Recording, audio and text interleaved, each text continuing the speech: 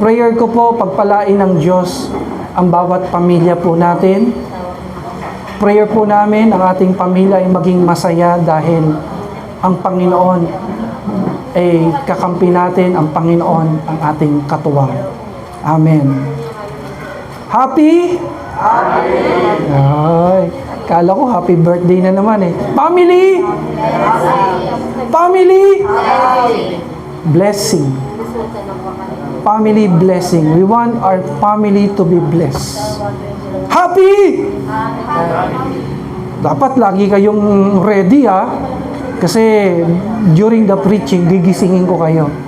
Lagi ko kayong ipapaalala sa inyo na ang ating pamilya ay pagpapalain po ng Diyos. Matthew 4:19, pakisabi po, miraculous catch. Ang background nito, mga kapatid, wala silang huli, walang huling isda.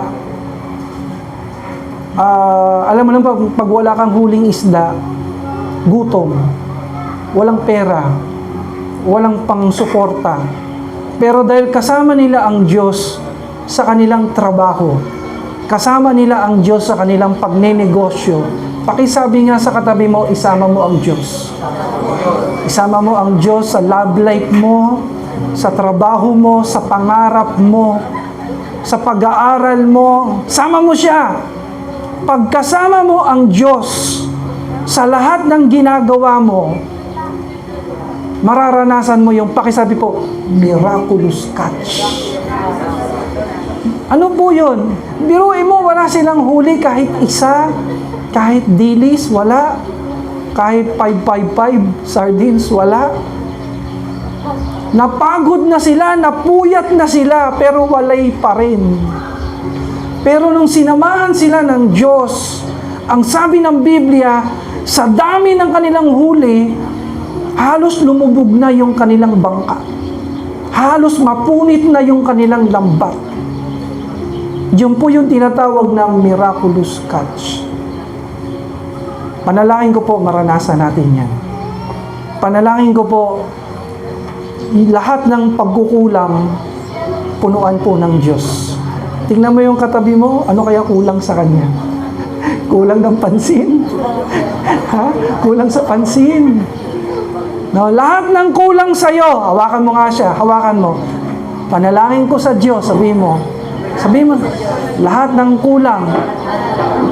kulang sa'yo, Panginoon ang magpuno. Panginoong Diyos ang magpuno. At kung kayo ay sumasampalataya dyan, palakpakan natin ang ating Diyos. Lahat ng kulang sa pag-iisip, kulang sa pagmamahal, kulang sa atensyon, no? Kulang sa nutrition. Panalangin namin ang Diyos ang magpuno. Ang sabi po ng Biblia, nung naranasan nila yung miraculous catch, basahin nga natin sabi ng Panginoon, follow me, and I will make you fishers of men. Sabi ng Panginoong Diyos, matapos kitang pagpalain, huwag kang tatalikod sa akin. Huwag kang lalayo sa akin. Matapos maranasan mo ang miraculous catch, matapos na ibigay sa iyo lahat ng pangangailangan mo, lahat ng kulang sa iyo, naibigay na ng Panginoon. Sabi ng Panginoon, huwag kang lalayo. Pakisiko ngayon katabi mo, huwag kang lalayo sa Diyos. Huwag kang user. Huwag yung matapos kanyang pagpalain ay nakakalimutan mo na siya. Ang sabi ng Panginoon, sumunod ka sa Kanya, and ano pong sabi diyan? He will make you fishers of men. Ang sabi, kausap dito ni Lord, mangingisda. Mangingisda yung kausap ng Panginoon. Sabi ng Panginoon, simula sa araw na ito, gagawin ko kayong mangingisda ng tao. Ang ibig sabihin nun, hindi lang isda ang huhulihin nila, kundi kukuha sila ng mga tao at ilalapit sa Diyos. Hawakan mo yung kamay ng katabi mo. Yung mga kamay na yan, gagamitin ng Diyos para magdala ka ng mga tao sa Panginoong Diyos. Amen? Kapag yung tao dinala mo sa Diyos, lahat ng problema niya aayusin ng Diyos. Kapag yung tao dinala mo sa Panginoon, lahat ng wasak sa kanya aayusin ng Diyos. Lahat ng kanyang sakit, pagagalingin ng Panginoon. Palakpakan nga muna natin ang Panginoon. Matthew 13:48. Pakisabi po, separation. Separation. Separation. Darating po pala ang panahon na meron pong tinatawag na separation. Tingnan nga muna natin, ibig sabihin yan.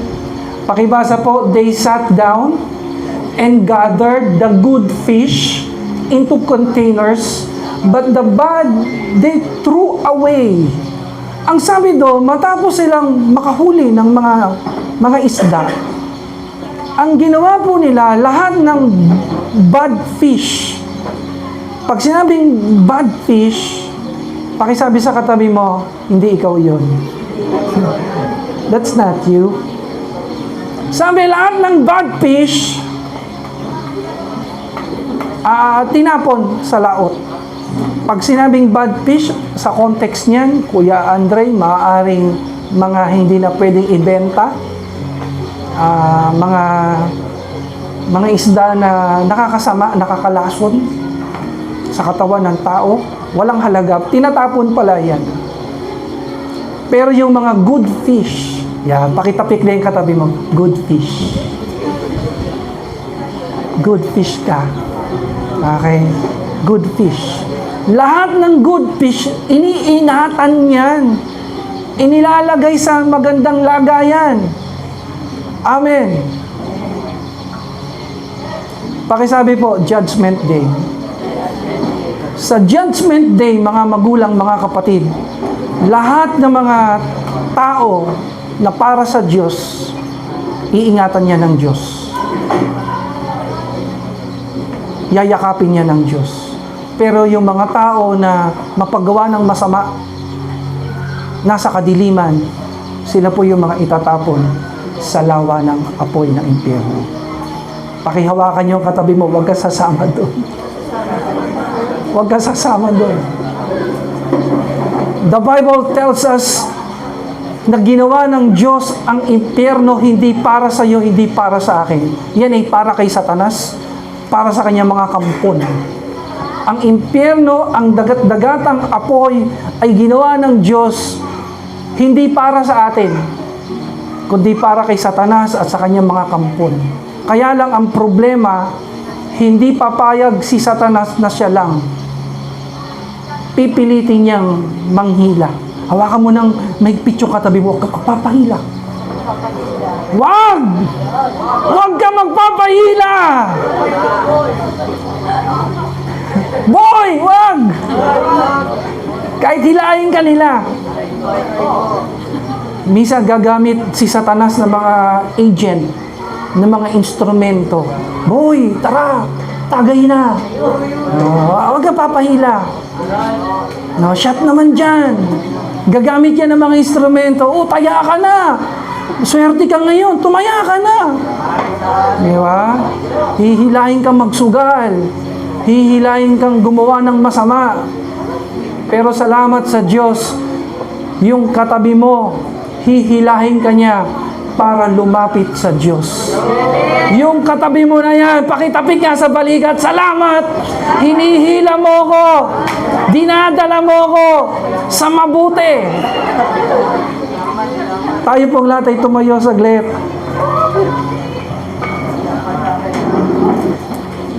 Pakisabi po, life is like a fishing. Ang buhay po ay parang pangingisda. Imagine niyo po, nakakakita kayo sa mga palabas sa TV, sa sinihan, sa YouTube, o maaari nakakapunta kayo sa province, tabing dagat. Ano ba ang itsura ng nangingisda? Pakita mo nga sa katabi mo, nangingisda. Totoo yan, nak. May camera, nak. Yan. Yan. Salamat. Okay. Pakita mo nga sa katabi mo, paano ba yung mangingisda? Paano mangisda? Paano mangisda? Pakita mo. Demo mo. Ha? Ihahagis mo yung lambat? Pwede. Depende sa ginagamit, di ba? Bingwit? Di ba? Huwag kang gagamit ng dinamita. Wag yan, ha? Bad yan.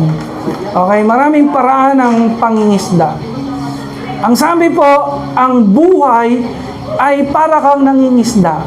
Kamusta yung katabi mo? Kamusta mo? Kamusta huli mo ngayon? Kamusta huli mo? Meron ba? Kamusta ang pangingisda mo, kapatid? Magdamag, maghapon, may nahuli ka ba? Ayan, Brad, katabi mo, nahuli mo. Hallelujah. Palakpakan nga natin ang Panginoon sa mag-asawang ito.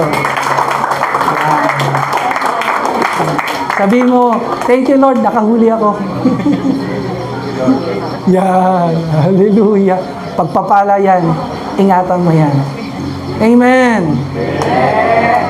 Ang buhay para kang nangingisda, nanguhuli ka.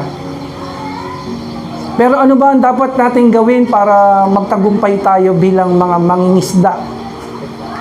Una-una po, pakisabi po,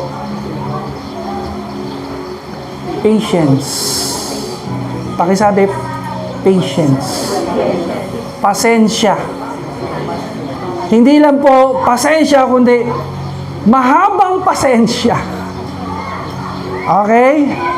Pakisabi po, pasensya. Pasensya. Mahaba. You need to be patient. Dahil sa buhay, hindi naman pwedeng makuha ng madalian yan. Hindi instant. Hindi yan yung parang laging may shortcut.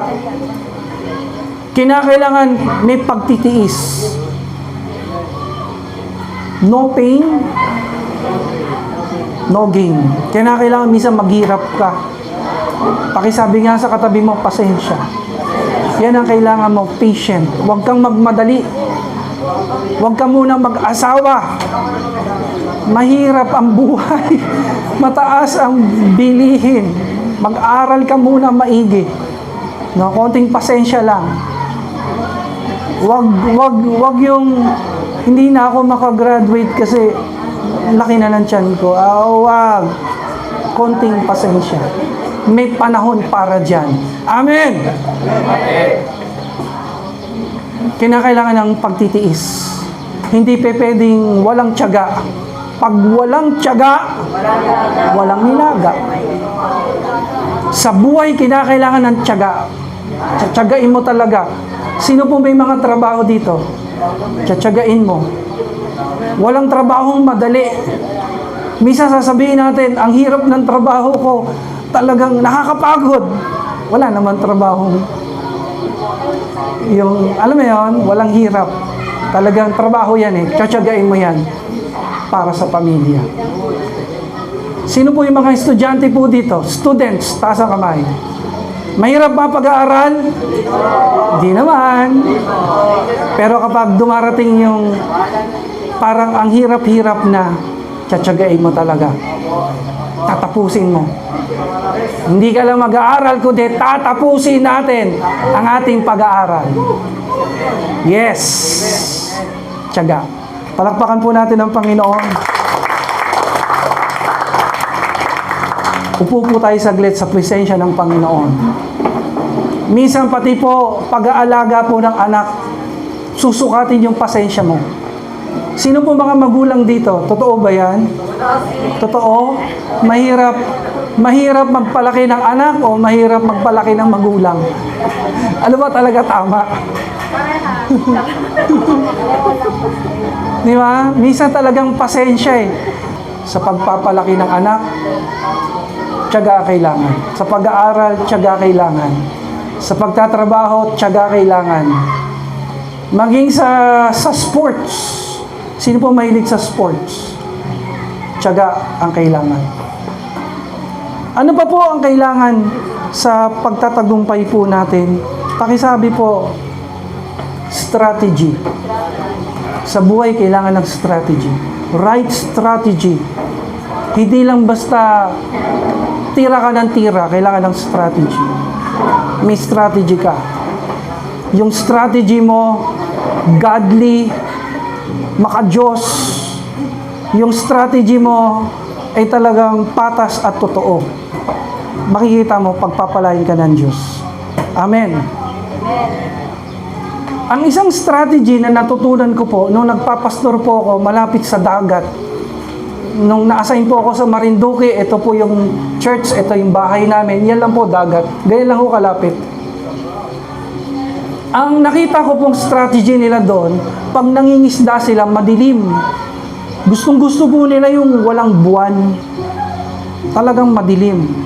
Pagkatapos sa kadiliman, sa laot, sa karagatan, nagdadala sila ng liwanag. At kapag binuksan po nila yung liwanag na yon, ang mga isda po, naglalapitan, nagtatakbuhan. Ganun pala yun. Kapag ang buwan po ay malaki, kalat yung liwanag, kalat din yung isda, ang hirap manghuli. Pero gustong-gusto nila pag madilim, yung madilim ng madilim.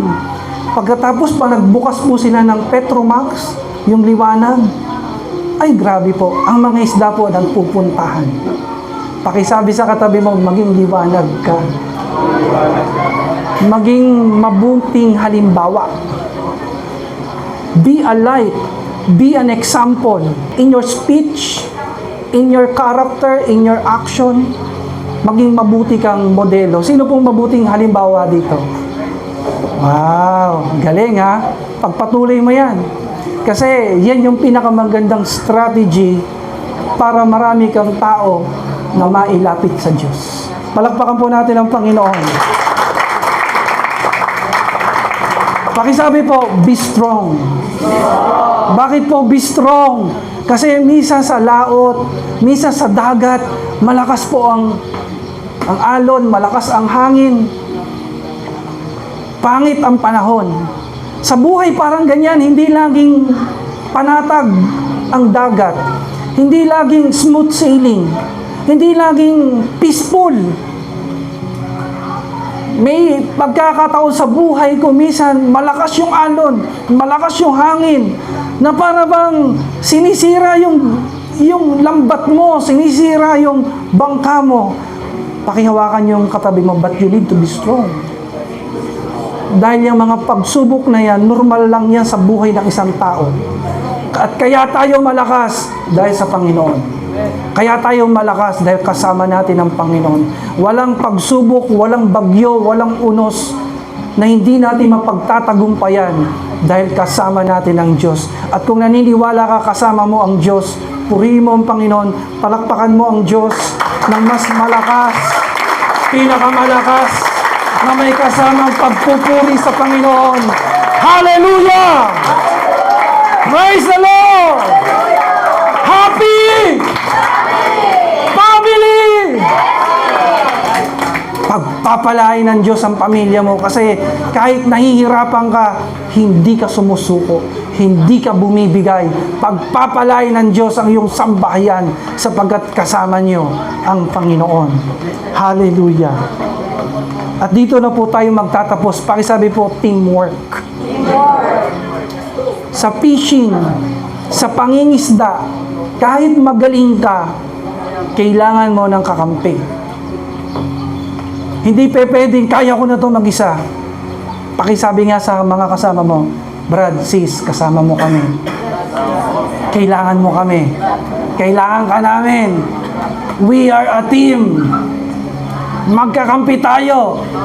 Magkakasama tayo. Pakisabi sa kanya, huwag mo kaming kakalimutan. Hindi pwedeng pag okay ka na, magaling ka na, maayos ka na, hindi mo na kami papansinin. Sino po dito hindi niya iiwan ang kanyang pamilya? Hindi niya kailanman iiwan ang kanyang mga kaibigan, ang mga kapatiran sa Panginoon. Kung ganoon, palakpakan natin ng malakas ang Panginoon. Kapag may teamwork, mas malakas, mas effective, mas nagtatagumpay. Nakita niyo po ang isang pamilya kahit wasakin ito ng dyablo, kunyari ang natira na lang isang magulang na lang, mga anak, nagtatagumpay pa rin. Bakit? Because of teamwork. Nagtatagumpay pa rin. Teamwork. Amen. Kung may mag-asawa dito na laging nag-aaway, please, tigil nyo na ang pag-aaway ninyo. Tigil nyo na gera sa loob ng tahanan nyo. Kailangan ng teamwork. Pagkakaisa, tulong-tulong para magaan ang pagpapala. Amen. Tayo pong lahat ay tumayo sa pagtatapos po natin. Exodus 34 verse 7. Hindi po ako naniniwala sa mga kasabihan, sa mga pamahiin. Hindi po ako naniniwala dyan. Mas pinapaniwalaan ko ang mga salita ng Diyos. Mas naniniwala ako. Sino po mahilig maniwala sa pamahiin? Alisin nyo na po yan. Mas paniwalaan nyo ang salita ng Diyos. Kahit sa wedding, lagi po ako nagkakasal sa mga garden wedding. Nag-o-officiate po ako ng wedding.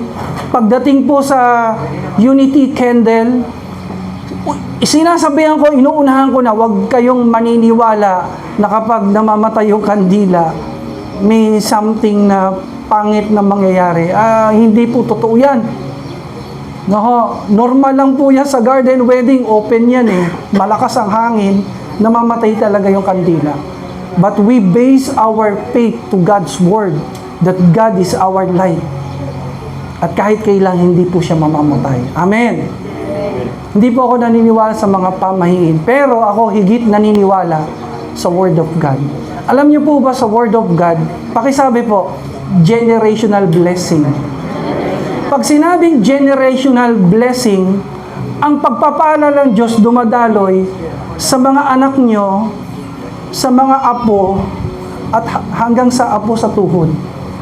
Generational blessing yan. Sino po gusto ng generational blessing?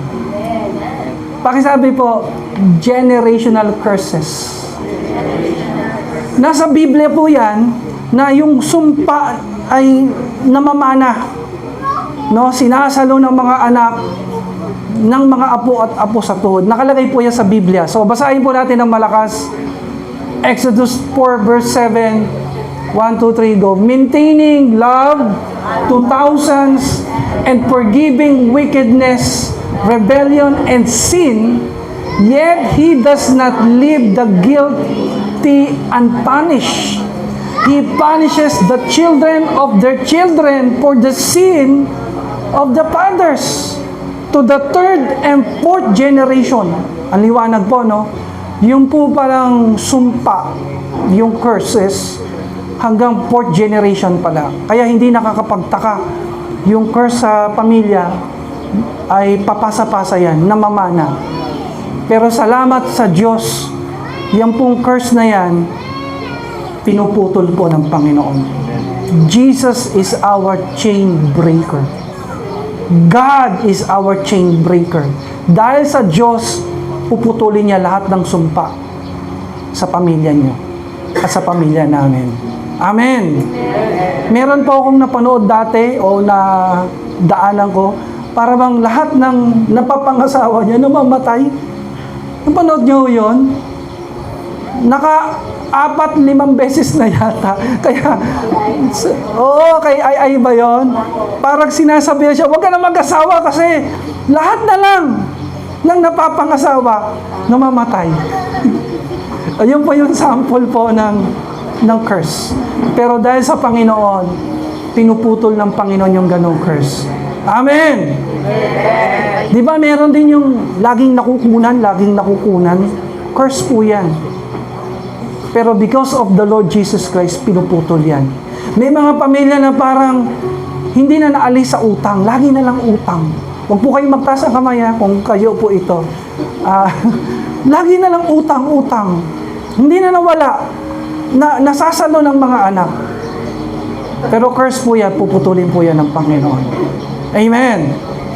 Dahil sa Panginoon, anumang curse, kahit yung pagkawasak ng pamilya, curse po yan. Napapasa yan, nasasalo, pero pinuputol din yan ng Diyos. Pakisabi sa katabi mo, pagpapalain ka ng Diyos. Generational blessings ang mararanasan mo. Sabihin mo sa kanya, lahat ng blessing na meron ka, sasaluhin ng mga anak mo, ng iyong mga apo, at apo sa tuhod. Pakisabi po, wow! Pakisabi po, amazing! Happy family blessing. Yan po totoo. Sa Bible po, napaka-balance, napaka-practical. Mas paniwalaan nyo ang salita ng Diyos kaysa sa mga pamahiin na ganyan. Tingnan nyo po, napaka-practical. Sabi po ng Biblia, pag tumalikod ka sa Diyos, magiging mabigat ang buhay mo. Totoo yan. Pero silang mga naglilingkod sa Diyos, nakakaraos araw-araw. Pagpapala ng Diyos, malapit sa kanila. Can we say amen to that? Amen! Ang sabi po ng Biblia, yung tamad, may curse yan. Pakisabi sa katabi mo, huwag kang tamad. Huwag kang tatamad-tamad! May curse yan. Sabi ng Bible, yung tamad hindi pinapakain. Laging gutom, laging kulang. Pero sabi ng Biblia, tingnan nyo sabi ng Biblia, pag masipag ka, masipag yung mga kamay mo, masipag kang tao, magaan ang pagpapala. Taas nga ang kamay ng mga masipag dyan. Taas po, masipag mag-aral, masipag magtrabaho, masipag maglingkod, pagpapala po sa inyo. Amen! Pakisiko ulit yung katabi mo, huwag kang tamad, tataas-taas ka ng kamay eh. Huwag kang tamad. Magsipag-sipag ka naman para pagpapala dumating sa iyo. Ito pa po. Sabi po ng Biblia sa mga mag-asawa, no? Yung mga naghihiwalay, yung mga nanchichiks. Ako, salamat sa Diyos, hindi ito nanchichiks. Ang pagpapala po nasa inyo. Yung mga mag-asawa na mahilig mag-chicks na ganyan, may curse po yan. May curse po yan. Opo, pwede kang magkasakit dyan, pwede kang idemanda dyan, pwede kang ipakulong, pwede kang ipasalvage dyan. Marami na pong kwentong ganyan. Sino po dito mga kalalakihan? Taas ang kamay. Mangangako sa Panginoon na siya ay stick to one. Loyal, honest, faithful. Hindi manloloko. Hindi magpapabaya sa pamilya. Palakpakan po natin ang Panginoon. The Lord will bless you. May blessing po sa mga pamilyang buo. Pero yung mga naghihiwalay, matakot ka. May curse po yan. Ano pa po sabi ng Biblia? Yung mga kumakain ng bawal. Kasi sa Biblia po may mga bawal na pagkain. Magkakasakit ka talaga dyan. Pero subukan mong sundin yung mga pagkain sa Biblia. Masustansyang pagkain. Gaganda buhay mo, gaganda kalusugan mo. Very practical ang Biblia. Amen. Very practical. Hindi siya yung mga superstitious beliefs na, pag namatay yung kandila, ganito, ganyan. Hindi ganun. Ang salita ng Diyos, very practical. Very practical. Sabi ng salita ng Diyos, sige, magpakakain-kain ka ng ganyan na masama sa katawan mo. Ha? Diabetic ka na, talagang tumitira ka ng 1 kilong asukal, mapapasama ka lalo. Very practical ang Biblia. Amen. Pero sabi ng salita ng Diyos, be healthy. Take care of your body. And you will live long life. Very practical. Nandyan ang pagpapala. Ang sabi ng salita ng Diyos, kapag sisirain natin ang katawan natin sa pagbibisyo, wawasakin to ng Diyos tong katawang ito. Parurusahan tayo ng Diyos.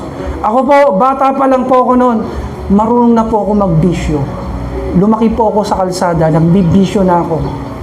Grabe na ako sa alcohol, grabe na po ako sa iba't ibang klaseng bisyo. Pero salamat sa Diyos, nakita ko na may curse dyan. At pinakita sa akin ng Panginoon, may blessing kapag wala kang bisyo. Sino po dito hindi na nagbibisyo? Wala nang bisyo, wala nang alak-alak, wala nang sigarilyo, wala nang vape-vape. Yung mga nagbe-vape dyan, dudurugin na natin yan. Dalhin nyo mamaya dito. Isuko nyo na yan sa Panginoon. Nakaraan po, nakapag-post ako sa Facebook na pinakita po doon yung lungs ng isang tao na nagbibit, talaga namang nasisira na, nawawasak na. Pakitapik nga yung katabi mo na nagbibit. Tigil mo na yan. Tigil mo na yung pagbibit na yan, ha? Wag na yan, boy. Wag na yan. Masama yan. May curse yan. Malas yan. Walang pagpapala dyan. Amen. Amen. So tayo po ngayon ay lumapit sa Diyos. Tayong lahat ay pumikit saglit. Yumuko po tayo. Ulitin po natin ang panalangin ito. Sabihin natin, Panginoong Diyos, Ikaw ang Diyos na makapangyarihan sa lahat. Ikaw ang Diyos na may likha ng langit at lupa. Ikaw ang nagmamay-ari ng lahat ng bagay dito sa mundo. Panginoon, binubuksan ko ngayon ang aking puso. Manahan ka sa akin. Patawarin mo ko sa aking mga kasalanan. Linisin mo ko. At sa oras nito, pagpalain mo ang aking buhay. Ipatong mo po ang iyong kamay sa uluhan mo. Sabihin mo, Panginoon, pagpalain mo po ako. Ang aking magiging mga anak, magiging mga apo, maranasan ko po ang generational blessings. Salamat, Panginoong Diyos. Sabihin mo ng malakas, Panginoong Diyos, wasakin mo ang lahat ng anuman generational curses sa aking angkan, sa aking pamilya. Putulin mo ito. Wasakin mo ito. Salamat, Panginoon. Itaas mo ngayon ang kamay mo sa Panginoon, yung malakas na pagtaas, dalawang kamay. Sabihin mo, O Diyos, Panginoon, simula sa araw na ito, maglilingkod kami sa iyo. Hanggang sa aming huling hininga. Hanggang sa huling pagtibok ng aming puso. Hanggang sa kunin mo kami. Magtatapat kami. Maglilingkod kami sa iyo. Sa pangalan ni Jesus. Amen.